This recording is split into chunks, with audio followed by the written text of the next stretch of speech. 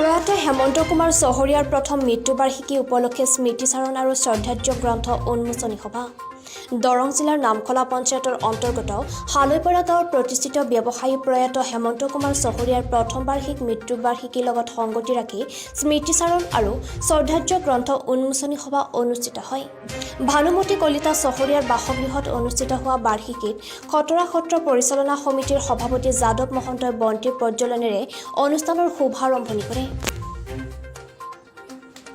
অবিভক্ত দৰং জিলা কলিতা জনগোষ্ঠী সন্মিলনৰ প্ৰাক্তন সভাপতি কীৰ্তেশ্বৰ কলিতাৰ সঞ্চালনাত অনুষ্ঠিত হোৱা সভাখনত কলাগাঁও সমষ্টিৰ বিধায়ক দুৰ্গা দাস বড়ো, শিৱবাজাৰ সমষ্টিৰ প্ৰাক্তন বিধায়ক বিনন্দ কুমাৰ শইকীয়া, কলাগাঁও সমষ্টিৰ প্ৰাক্তন বিধায়ক মহেশ্বৰ বড়ো, বিটিচিৰ প্ৰাক্তন EM লুমশ্ৰয় দৈমাৰী, মৌজাদাৰ বিনয় বৰুৱা, প্ৰাক্তন ছাত্ৰনেতা অৰূপ কলিতা, হেমচন্দ্ৰ নাথ, সীতাৰাম ঠাকুৰীয়াৰ লগতে ভালেমান লোক উপস্থিত থাকে।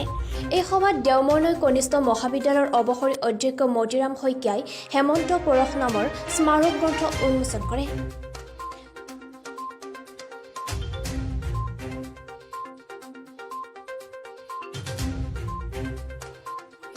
নমস্কাৰ, শ্ৰী ভানুমতী কলিতা। মই প্ৰয়াত হেমন্ত কুমাৰ চহৰীয়াৰ সহধৰ্মিনী হয়। আজি তেওঁৰ প্ৰথম মৃত্যুবাৰ্ষিকী। এই মৃত্যুবাৰ্ষিকী উপলক্ষে মই আমাৰ গৃহত আজি স্মৃতিচাৰণ সভা আৰু শ্ৰদ্ধাৰ্য গ্ৰন্থ উন্মোচনী এখনি সভা অনুষ্ঠান কৰিছোঁ আমি। তাত বিভিন্নজন শুভাকাংক্ষী আহিছে, তেওঁৰ হিতাকাংক্ষী আহিছে, ৰাজনীতিজ্ঞ আহিছে, সামাজিক ব্যক্তি আহিছে। আমাৰ সন্তাপ্তি পৰিয়ালটিক তেওঁলোকে বিভিন্ন ধৰণে ভৱিষ্যতে আগুৱাই যাবৰ কাৰণে আশীৰ্বাদ দিছে। ল'ৰা দুজনক দেউতাকৰ আদৰ্শৰে আদৰ্শিত হৈ এজন সমাজত সুনাগৰিক ব্যক্তি হিচাপে গঢ়ি তুলিবলৈ আগবাঢ়ি যাবলৈ তেওঁলোকে যথেষ্টখিনি আশীৰ্বাদ দিছে।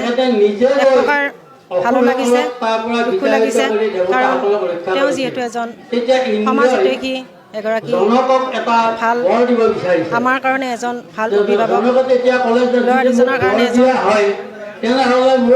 পিতৃ আছিলে।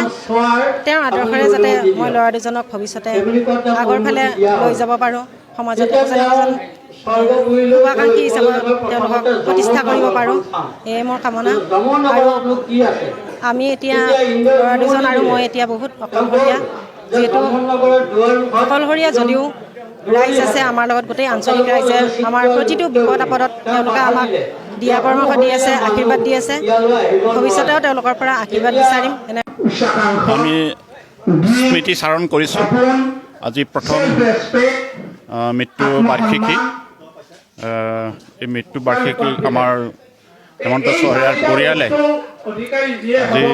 এই অনুষ্ঠানটো আয়োজন কৰিছিল, গতিকে আমি ইয়াত অংশগ্ৰহণ কৰিবৰ কাৰণে আহিছোঁ। আৰু এই অঞ্চলকে আদি কৰি দৰঙৰ বিশিষ্ট ব্যক্তিসকলে ইয়াত অংশগ্ৰহণ কৰিছে।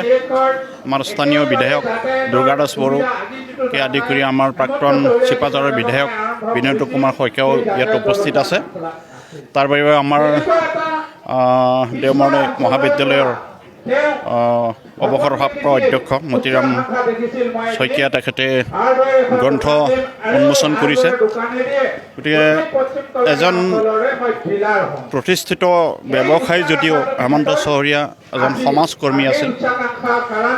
আৰু এই অঞ্চলত বিভিন্ন জনগোষ্ঠী বাস কৰি আছে, আৰু আমাৰ সম্পৰ্ক বিশেষভাৱে বড়ো বসতি প্ৰধান অঞ্চল ওচৰতে লাগি থকা, গতিকে বড়ো অসমীয়া এটা সময়ত ভুল বুজাবুজিৰ এটাও সৃষ্টি হৈছিল। সেইখিনি সমন্বয়ক হিচাপে তেখেতে যথেষ্টখিনি দুয়োটা জনগোষ্ঠীৰ মাজত ভাল এটা বুজাপৰা আনাৰ ক্ষেত্ৰত যথেষ্টখিনি হেমন্ত চহৰীয়াৰ অৰিহণা আছে।